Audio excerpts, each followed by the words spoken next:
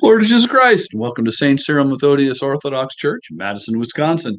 I'm Father Gregory, the pastor. It's good to have you with us this morning. Good to see you out there. Well, actually, strictly speaking, you're seeing me. I'm not seeing you.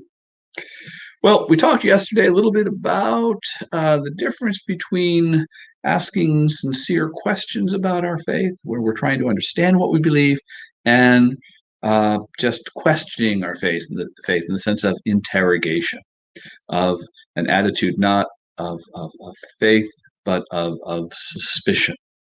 And when we question our faith in that sense, what we're trying to do is to narrow the scope of the faith, try to make it as small as possible. And the reason we want to make it small as possible is so that we can dismiss it by saying that it's inconsequential or petty. But here's the thing about human beings. We are by nature transcendent creatures. We are not made to live in the smallest box possible. I'll talk about that in just a minute, but before I do that, I'd ask you that if you're watching this on YouTube, that you like our page, uh, and if you're watching on Facebook, do the same, please. Just subscribe to our YouTube page, like us on Facebook. That really does help us out. So let's go back. Now, before I was a priest, I worked as a therapist, and I came to two great realizations. One, I was really good at therapy. Just from a purely technical point of view, I am a very good therapist. But from a personal, sort of an existential point of view, moral point of view, it made me just a really unhappy, angry person. And the reason for that is that to do therapy well requires that you narrow the focus of the client. Clients usually all over the place. They have stories, they have concerns, and you want to focus that down into very small units so that they can reflect on their thought and their thoughts and actions. The problem is that well that's a good thing in the moment for someone who's suffering. At least it can be. It's not a very good way to live your life, and so I think this is one of the reasons why we see a lot of therapists who themselves are struggling with addiction, mental health issues, failed relationships. But we'll leave that to another time. The thing is about human beings is that we are transcendent. We are always looking for what one of my professors called the more than. We always want to go beyond what has been given to us. That's different than what's done in the social sciences. As a social scientist, I'm concerned with things which can be quantified. That is, things which are relatively speaking small. But human beings are not made for the small, we're made for the large. We're made for God. So here's the thing that happens.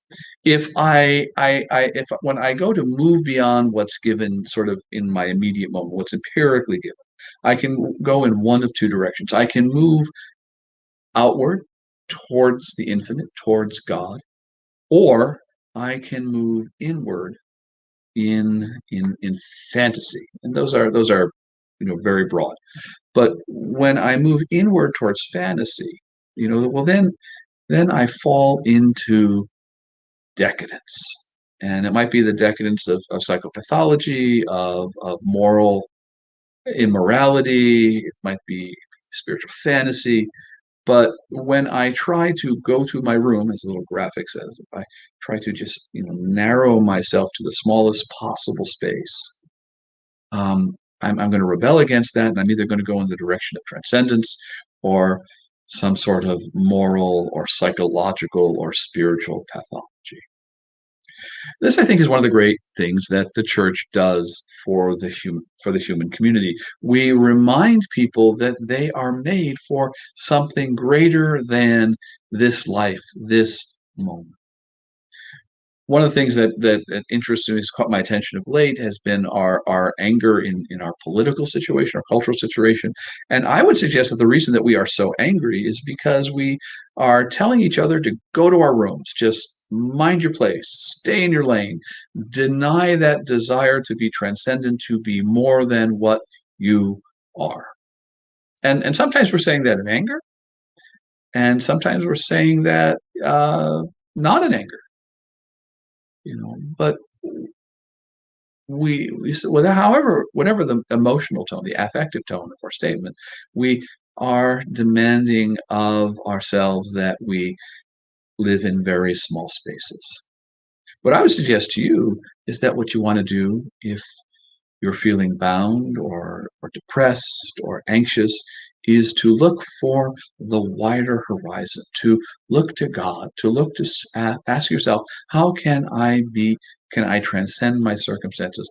How can I be more than what I am in this moment? Desert fathers say, stay in your cell and your cell will teach you everything. They don't mean by that narrow the gaze of your life, narrow your heart.